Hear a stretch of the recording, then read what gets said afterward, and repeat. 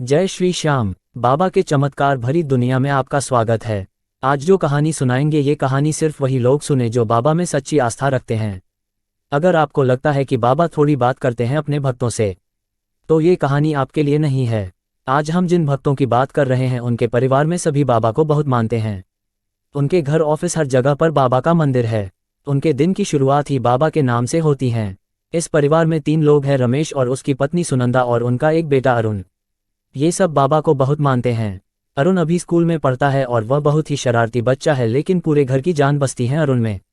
ऐसे ही उनका परिवार खुशहाली से अपना जीवन जी रहे थे, लेकिन कहते हैं ना कि जो होना लिखा होता है वह होकर रहता है। ऐसे ही इन पर भी दुखों का पहाड़ टूट पड़ा। रमेश और सुनंदा का जीने का सहारा उनसे दूर हो गया। अरुण की मौत हो जाती है एक रोड एक्सीडेंट में। क्या ही बीत रही होगी दोनों पर, उनका तो पूरा संसार ही उजड़ गया। लेकिन अब रमेश इन सब का दोषी बाबा को ठहराने लगा और पूरे दिन बुरा भला कहता रहता। रमेश की आस्था अब बाबा से बिल्कुल उठ चुकी थी। रमेश कहता कि कोई बाबा साथ नहीं देता, मैंने तो कभी किसी का बुरा नहीं किया, फिर मुझे ये इतनी बड़ी सजा किस लिए दी है।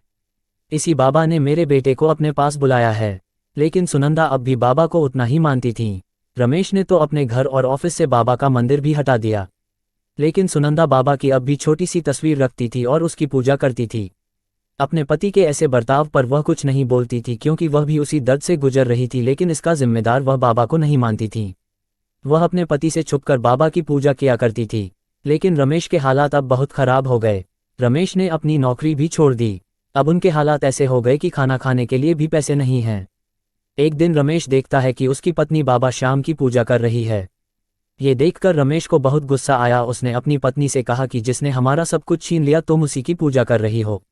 सुनंदा ने कहा कि मैं ये तस्वीर फेंक दूंगी, कभी इनकी पूजा नहीं करूंगी, लेकिन आपको मेरी एक शर्त माननी पड़ेगी। रमेश ने कहा कि इसको घर से निकालने के लिए मैं कोई भी शर्त मानने को तैयार हूं। सुनंदा ने कहा कि कल हमारे माहौल से खाटू श्याम एक बस जा रही है, कल आप मेरे साथ खाटू चलो, मैं एक आखिरी बार बाबा को देखना चाहती हूं, उसके बाद कभी इनकी पूजा नहीं करूंगी। रमेश ने कहा ठीक है। दूसरे दिन वह बस में बैठ गए, पर रमेश पूरे रास्ते बाबा को सुनाता गया कि इसने मेरा सब कुछ छीन लिया, ये किसी का सगा नहीं है। लेकिन बस में बैठे सब लोग जानते थे कि रमेश किस दुख से गुजर रहा है।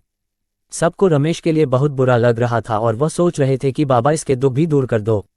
मंदिर पहुंचते ही रमेश ने फिर से बाबा को बुरा भला कहना शुरू कर दिया। उसकी यह सब बातें वहां के पुजारी ने सुनी। पुजारी ने कहा कि बेटा बाबा तेरी हर इच्छा पूरी करेंगे। इस पर रमेश बोला क्या देगा ये बाबा, इसके पास तो कुछ नहीं है, इसलिए तो मेरे बेटे को अपने पास बुला लिया। और मंदिर में ही रोने लगा और बोला क्यों पूजा करूं मैं इनकी, आज मेरे पास कुछ भी नहीं है, ना ही मेरे जीने का सहारा और न ही 2 टाइम की रोटी।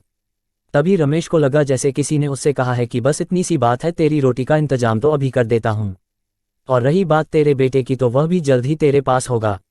लेकिन रमेश ने कहा तुम झूठ बोल रहे हो बाबा, मेरे साथ कुछ अच्छा नहीं होने वाला है। ऐसा बोलकर वह मंदिर से बाहर आ गया और बस में बैठ गया। थोड़ी ही देर में सब लोग पूजा करके आ गए। अब बस चलने ही वाली थी कि इतने में रमेश के ऑफिस से फ़ोन आया कि रमेश कंपनी को तुम्हारी बहुत ज़रूरत है, हम तुम्हें 2 गुना पैसे देंगे, लेकिन कंपनी में वापस आ जाओ। रमेश को विश्वास ही नहीं हो रहा था कि ऐसा कैसे हो गया। लेकिन बस में बैठे सभी लोग बाबा की जय बोलने लगे।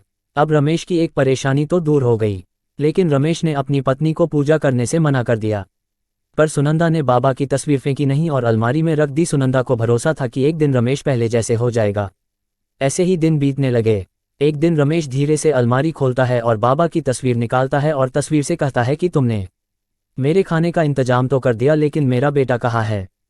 तभी फिर से रमेश को लगा कि तस्वीर से आवाज़ आई है कि थोड़ा और इंतजार कर, वो भी मिलेगा।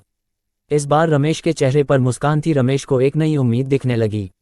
एक दिन रमेश अपनी पत्नी के साथ बाहर जा रहा था, तभी उनकी गाड़ी के सामने एक बच्चा अचानक से आ गया। रमेश ने जल्दी से ब्रेक लगा दिए और बाहर निकल कर देखा तो पाया कि वहां और कोई नहीं है, वह बच्चा अकेला है। और रमेश ने उसके माता पिता को बहुत खोजा पर उनका कोई पता नहीं चला। अब रमेश को यकीन हो गया कि बाबा ने मेरा बेटा वापस दे दिया है।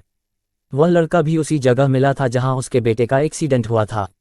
अब रमेश और सुनंदा के लिए वह अरुण ही है। वह उसे भी अरुण की तरह प्यार करने लगे।